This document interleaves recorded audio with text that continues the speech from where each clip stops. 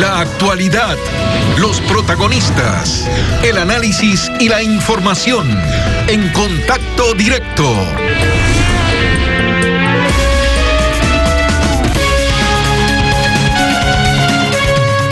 Hoy empezamos en Contacto Directo la presentación de los planes de trabajo de los candidatos presidenciales, de acuerdo a las normas vigentes. Al respecto, la Constitución señala lo siguiente. En su artículo 115 se indica que el Estado, a través de los medios de comunicación, garantizará de forma equitativa e igualitaria la promoción electoral que propicie el debate y la difusión de las propuestas programáticas de todas las candidaturas. Y a eso vamos. Javier Hervas, aspirante a la presidencia de la República por la Izquierda Democrática, es ingeniero en producción agroindustrial, un guayaquileño de 47 años que ha pasado la mayor parte de su vida en la capital de la República. Hervas es exportador, comerciante, transportista.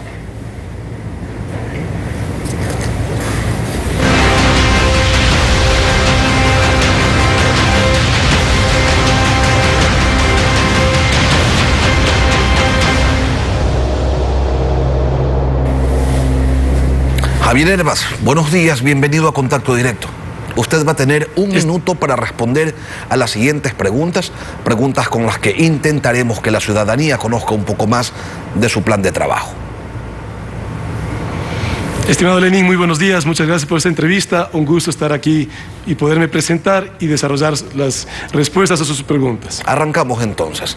El empresario candidato de un partido de izquierda se inclina más por una economía socialista de mercado con énfasis en la inversión estatal o por una economía social de mercado con preponderancia de la inversión privada. Con franqueza, Lenín, por un Ecuador productivo. Por supuesto, aquí lo que buscamos es justamente recuperar las oportunidades que lamentablemente en nuestro país en este momento no lo podemos ver. Y yo, viniendo de la ciudadanía, propongo ese Ecuador productivo que tiene las oportunidades y que lamentablemente en este momento, en este escenario actual político, de crisis económica, social y de valores, los ciudadanos en este momento no lo estamos reconociendo en nuestro verdadero Ecuador. El presidente de la República, como jefe de gobierno, planifica los presupuestos de todas las funciones del Estado. No las maneja, no debería nunca meterle las manos, pero sin duda incide en ellas con la asignación de recursos. Y puntos básicos de la administración estatal son educación, salud y seguridad. Empecemos por la educación. ¿Cuál es el proyecto de transformación o de mejora que tiene Javier Hervas para este sector? Bueno, fundamentalmente aquí, en todos los temas, hablemos de las libertades. No podemos tener una educación donde tengamos un Estado que nos diga qué estudiar ni dónde estudiar. Tenemos justamente que permitir que nuestros estudiantes ecuatorianos hagan y estudien lo que desean. Pero aquí fundamentalmente un mensaje de fondo. Aquí tenemos que en el Ecuador desarrollar la educación tecnológica. Estamos como sociedad perdiendo cuando a nuestros jóvenes ecuatorianos les damos un mensaje equivocado, que tienen que estudiar la universidad, cuando tenemos muchos jóvenes que en función de sus talentos, de sus aptitudes, con la educación tecnológica tendrían la posibilidad de poder ser productivos en menor tiempo y hacer lo que ellos quieren. Y aquí no es inventar nada nuevo. En países como Alemania, un tecnólogo puede estar ganando más que un profesional, y más allá de los ingresos económicos es el tema de las aptitudes, que puedan estar haciendo lo que les gusta y aporten así a la sociedad. En salud tenemos dos grandes aristas: la construcción y el equipamiento de hospitales por un lado, y por el otro la calidad de los servicios y la provisión de medicinas. De llegar usted a la presidencia, ¿qué hará con ese sistema al que en tiempos de pandemia se le ha visto la quilla? Un aprendizaje que nos ha dejado esta pandemia es que la salud en el Ecuador sigue siendo un privilegio. En la Constitución nos habla del acceso universal en la salud, pero ya vemos los ciudadanos ecuatorianos que eso no es una realidad. ¿Qué es lo que tenemos que hacer? En primer lugar, tenemos que desarrollar una sola plataforma tecnológica, tanto para todo el acceso a la salud pública como a la salud privada, de tal manera que cuando llegue cualquier paciente no pierda el tiempo en estar nuevamente llenando una ficha médica. Por otro lado, también liberar, ya no saturar los hospitales de especialidades, que por cualquier atención básica de salud, los ciudadanos vamos a estos hospitales cuando tenemos con la tecnología la posibilidad de esta atención primaria hacerla de manera telemática. Pero si hablamos de la salud, algo fundamental que quisiera aquí hablar también es sobre el Instituto Ecuatoriano de Seguridad Social. Yo he hecho 4 compromisos. Uno importante, que lo despoliticemos a través que el presidente del directorio del IES no se ha puesto por presidente de la República, y ese es el compromiso con los jubilados ecuatorianos, que tenemos muchos jubilados muy conocedores del IES.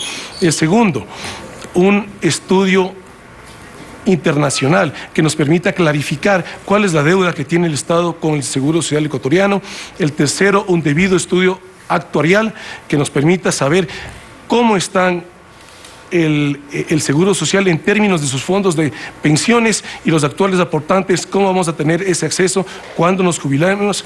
Y el último, un digno acceso a la salud que nos pueda brindar el IES. En lo que refiere al tema de seguridad, tenemos asimismo 2 áreas, la seguridad interna y la seguridad externa, fronteras adentro, con un incremento de la actividad delictiva producto de mafias bien organizadas y también del deterioro de los indicadores sociales. ¿Cómo garantizarle a la gente que puede salir tranquila a las calles, Javier? Bueno, primero atendamos un problema de fondo, un problema social que es un problema económico que se convierte en un problema social. No tenemos un país con tanto desempleo. Ahí nosotros tenemos que comenzar a reactivar la economía ecuatoriana, y nosotros en nuestra propuesta de soluciones económicas y productivas proponemos el Fondo para el Arranque Productivo. Tenemos que inyectarle liquidez al aparato productivo ecuatoriano. Pero también, por supuesto, tenemos que hacer algunos cambios. Si hablamos del Código Orgánico Integral Penal, 2 aspectos que yo estoy en total desacuerdo. El primero, el que hablemos de una tabla de consumo, que le damos una señal equivocada a nuestros jóvenes ecuatorianos. Tenemos que, lo que está mal, definir lo que está mal y no criminalizarlo en función de un gramaje, en función de una dosis. El segundo, mire, no podemos permitir que también en función de un valor, que el hurto no esté penalizado, o sí, que es el monto de estos $700. De fondo, una reactivación económica que nos permita que las mujeres cabeza de hogar, los hombres cabeza de hogar, podamos tener un acceso digno al trabajo, a la economía.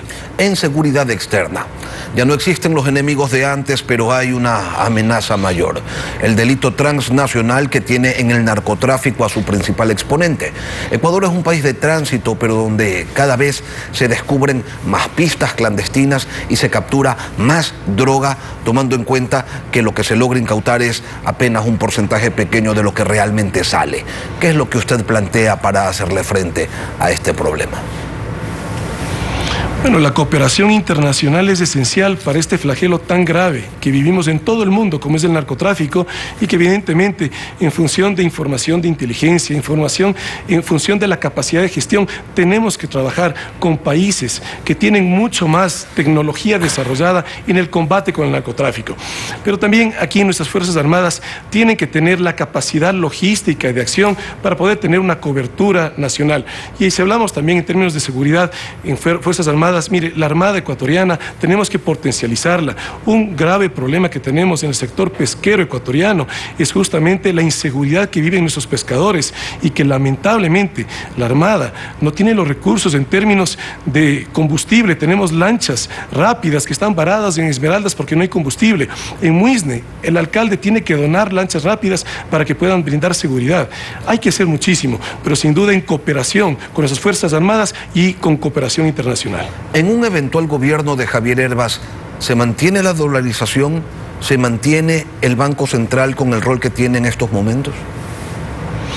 Es fundamental que mantengamos la dolarización. Y esto, cuando nuestra propuesta económica y productiva, en las reuniones que yo he tenido con los multilaterales, es un interés mutuo. El multilateral quiere ayudar que la única economía dolarizada en Sudamérica, que somos nosotros, podamos mantenerla. Y para nosotros los ecuatorianos es fundamental que cuidemos la dolarización para poder salir de esta profunda crisis económica. ¿Cuál es nuestra visión de gobierno? La visión es que debemos hacer infraestructura, carreteras, escuelas, hospitales, pero sin sobreprecio, sin corrupción y sin endiosar al político de turno. Que debemos generar riqueza pero sin que eso se convierta en una concentración de algunas élites, sino en un verdadero progreso nacional y que nos permita justamente tener una justicia social donde haya un Estado, un gobierno que junto con la empresa privada genere riqueza, pero un gobierno que también atienda los problemas sociales, y que también debemos cuidar la naturaleza, las fuentes de agua y el ambiente, pero sin convertir esas causas justas en violencia y sin estar limitando el progreso nacional. ¿Considera necesaria una reforma tributaria, retirar o fortalecer el impuesto a la salida de divisas? Categóricamente no podemos aumentar ningún impuesto en las actuales circunstancias económicas que vivimos en el Ecuador. Pero nuestra propuesta en términos tributarios es, en los primeros 3 meses de gobierno, llegar a un acuerdo con los actores económicos, productivos del Ecuador, y una vez llegado a ese acuerdo, mi compromiso, ninguna sola reforma tributaria en todo el resto de los 4 años de gobierno. ¿Mantendría la actual política de focalización de combustibles, del subsidio de los combustibles? Justamente en las no podemos ni aumentar ningún impuesto, ni tampoco quitar ningún subsidio. Tenemos que reactivar la economía, y esto no es un discurso electoral, esto es justamente los países que han salido de graves crisis económicas. Los que más rápidamente lo han hecho es justamente no yendo en la vía de aumentar impuestos, ni tampoco de retirar subsidios. En América Latina la protesta social adquiere matices violentos a la hora de reclamar por la ejecución de alguna política. ¿Cómo afrontaría usted esto que en nombre de la legitimidad o de cierta legitimidad en ocasiones termina atropellando los derechos de una mayoría? Atendiendo los problemas y las necesidades sociales que tiene nuestro país, debemos evitar un incendio social en el Ecuador. Lamentablemente, hemos dejado postergado como país tantos problemas, tantas necesidades de las familias y de los ciudadanos ecuatorianos, y en función de una confrontación política e ideológica entre los malos políticos ecuatorianos que han sido gobierno y que han sido oposición, han dado la espalda a esas necesidades. Por eso es fundamental tener un gobierno que atienda los problemas sociales que tenemos en el Ecuador. La lucha contra la corrupción. Como ha quedado demostrado, fácil es decir que se va a hacer algo, difícil es la implementación debido a los intereses que existen. ¿Qué le ofrece usted al país en ese sentido? Lenin, yo soy una persona práctica. Hay muchas cosas que de manera práctica sí podemos hacer en contra de la corrupción. Mire, yo he sido el único candidato, entiendo que todos han sido invitados, y hasta la fecha soy el único candidato que ha recibido una capacitación de parte de la Fundación Ciudadanía y Desarrollo, que a través de Naciones Unidas tienen los conceptos, los procedimientos de cómo llevar un gobierno abierto, un gobierno transparente. Con solo los procesos de contratación pública en nuestro país y transparentemos todo lo que es desembolso de fondos públicos.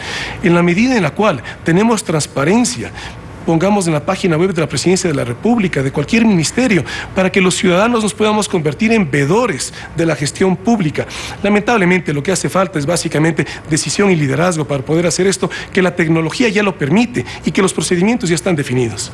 Siendo usted un empresario, un exportador, entendemos que podría ser el presidente de los tratados de libre comercio. Por supuesto, ese es el camino correcto. Lamentablemente, los ecuatorianos hemos tenido malos políticos que nos han mentido, que nos han dividido y que nos han endeudado.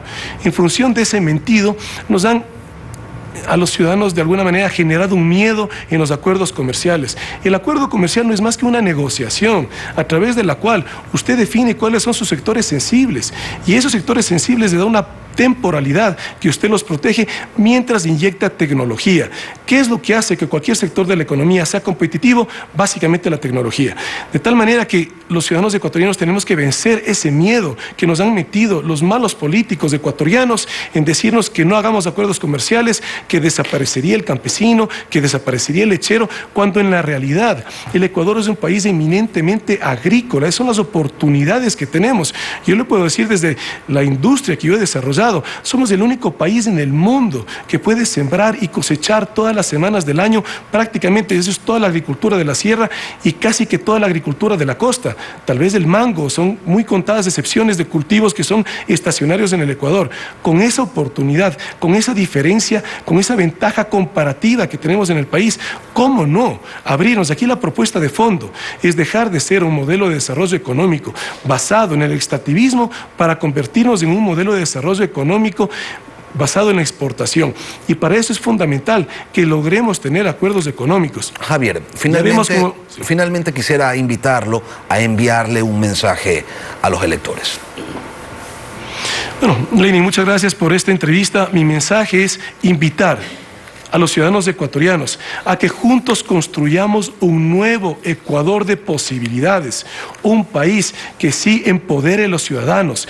Aquí lo que buscamos es un Ecuador productivo y no un Ecuador mendigo con un gobierno y un Estado que arroje migajas a los ciudadanos, sino que podamos pasar a ser un Ecuador que produzca, un Ecuador que sí brinde oportunidades a los ecuatorianos y con una nueva visión, con nuevas ideas, podamos construir una nueva manera de hacer política y fundamentalmente nos reconectemos con el país verdadero que somos, de oportunidades, de trabajo y de valores. Javier Hervás, candidato presidencial por la Izquierda Democrática, gracias por acompañarnos hoy aquí en Contacto Directo. Muchísimas gracias, muy buenos días. 7:12. Gaby, tú tienes más. Vamos a una pausa y al volver, los aspectos concretos tratados en las últimas reuniones mantenidas en Estados Unidos. ¿Se logrará un acuerdo comercial con ese país? ¿Cuándo? Nos acompaña Iván Ontaneda, ministro de Comercio Exterior.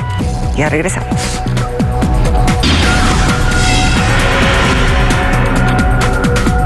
Ecuador y Estados Unidos firmarán un acuerdo de primera fase que estará enfocado en puntos de fácil implementación.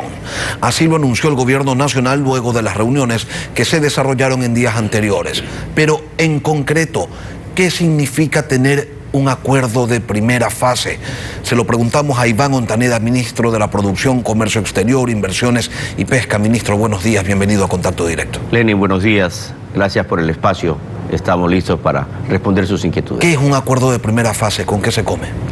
Históricamente, las relaciones entre Ecuador y Estados Unidos han sido muy potentes. El gobierno del presidente Moreno se ha enfocado en reconstruir y consolidar esta importante relación bilateral que trae beneficios para millones de ecuatorianos. Producto de nuestra tercera reunión del Consejo de Comercio e Inversiones realizada hace menos de una semana en Washington, D.C., los gobiernos de Ecuador y Estados Unidos decidieron firmar un acuerdo de primera fase. ¿Qué es un acuerdo de primera fase? Es un acuerdo corto que se enfoca principalmente en 4 aspectos, como usted lo mencionó, que van en la dirección de la consolidación del comercio de nuestros países, de la facilitación del comercio y de mejorar muchas de estas prácticas que se han venido trabajando dentro de las mesas técnicas desarrolladas en el TIC. Vamos analizando, ministro, punto por punto. Facilidades para el comercio internacional,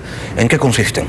Mire, facilidades del comercio. Estados Unidos hoy representa nuestro primer destino de las exportaciones no petroleras.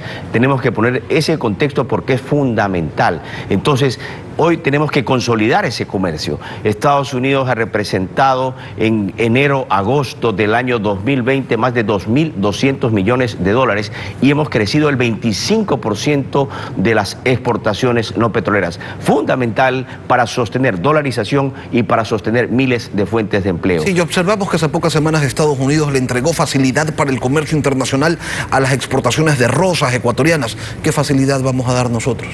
Mire, primeramente quisiera enfocarme en las facilidades que Estados Unidos entrega al Ecuador. En ese sentido, usted habla del SGP. ¿Qué es el SGP? El servicio de preferencias arancelarias que Estados Unidos otorga a muchos países. El Ecuador tiene cerca de 500 productos de su canasta de exportación no petrolera que gozan de ese beneficio. Beneficio que a propósito vence el 31 de diciembre de este año. ¿Y qué nos toca? Pedir nuevamente la renovación para que estos 500 productos puedan seguir gozando de no pagar tasas arancelarias para ingresar a este importante mercado. Pero si tenemos el acuerdo de primera fase, ¿ya no deberíamos pedir este favor o sí? Todavía sí, deberíamos pedir, pero el acuerdo de primera fase es un acuerdo importantísimo, puesto que este se incorpora a un acuerdo mucho más amplio. Esto es un hito definitivamente para el país, estar ya sobre la mesa de negociaciones de un acuerdo comercial, estar en la agenda de Estados Unidos, de nuestro principal socio comercial para el año 2021, es definitivamente un hito. Es verdad que conseguimos el ingreso ahora, producto de las rosas ecuatorianas,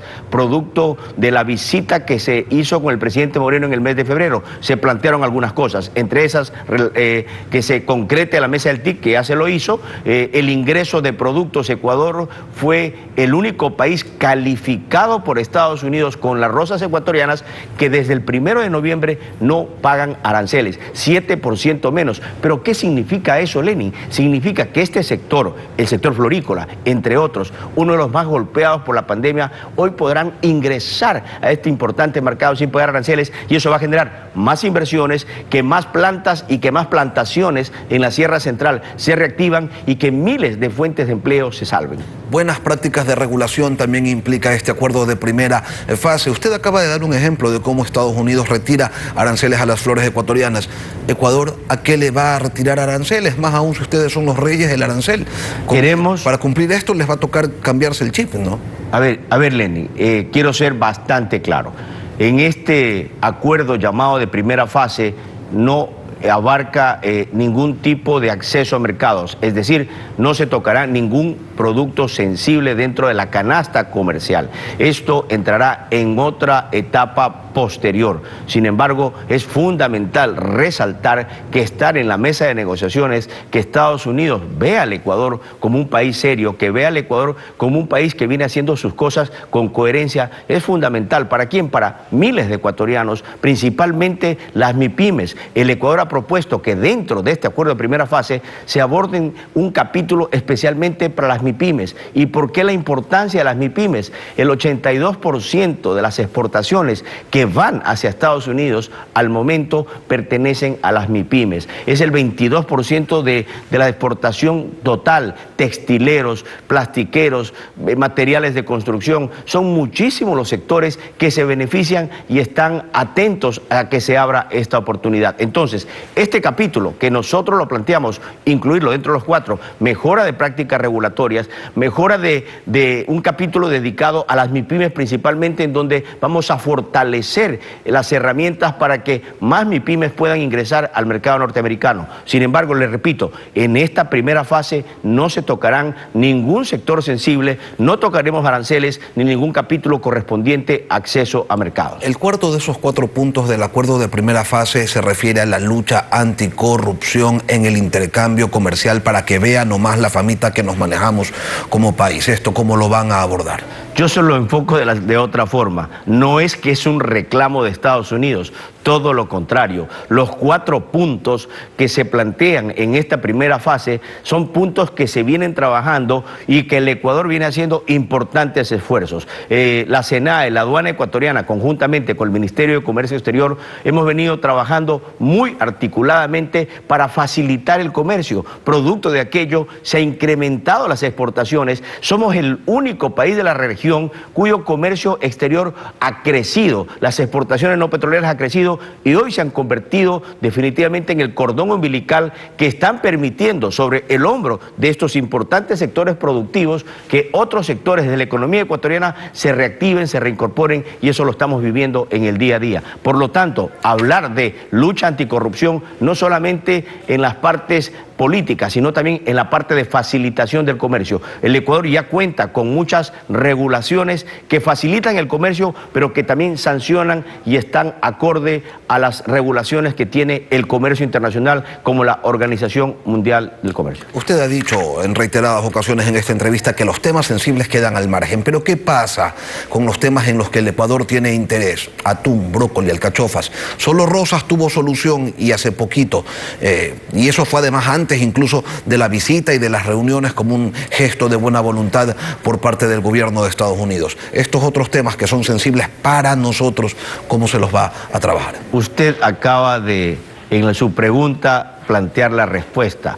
Hoy son 500 productos, no solamente el brócoli, la alcachofa y el atún. Son 500 productos que gozan de las preferencias arancelarias con este importante mercado. Por eso la importancia de tener un acuerdo comercial que genere certeza y certidumbre para 500 productos y para muchísimos sectores de la economía ecuatoriana. Estamos seguros que con este arranque, con este inicio, que es un voto de confianza a las cosas positivas que venimos realizando en materia de comercio exterior, en materia de cooperación internacional con Estados Unidos, aterrizan ¿en qué? En un acuerdo comercial mucho más amplio y que genere certeza y certidumbre para no estar pidiendo renovaciones permanentes de preferencias arancelarias, sino tener ya esa herramienta que genere la estabilidad en el tiempo para todos los sectores productivos. Ministro, ¿cuánto tiempo les va a tomar definir estos 4 aspectos? ¿Cuándo se firmaría el acuerdo de primera fase? Estamos trabajando de manera intensa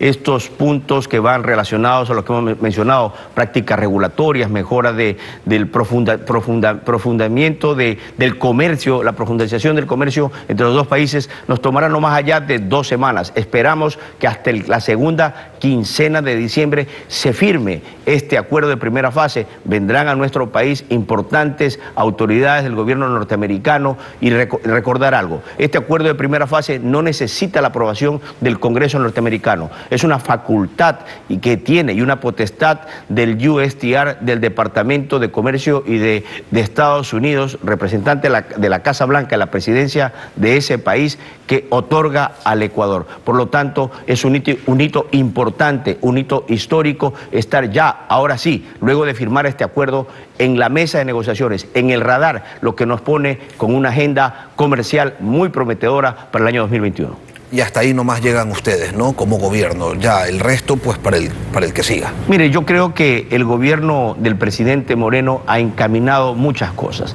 Se han hecho cosas importantes, hablar de encadenamientos productivos, de dejar una economía sostenible, sustentable, un modelo de producción, un modelo de integración a las cadenas de valor. Estamos viendo que miles de ecuatorianos necesitan empleo. ¿Y ese empleo quién lo genera? Los sectores productivos.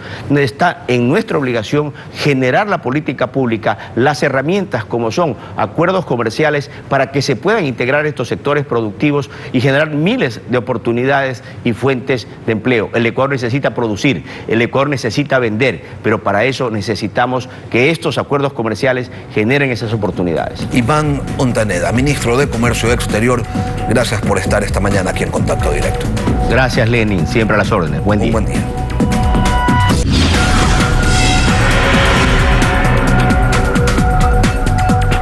Finalizamos, amigos, este espacio de entrevistas. Lenin. Que tengan todos un buen día. Nos volveremos a encontrar este viernes. Hasta entonces.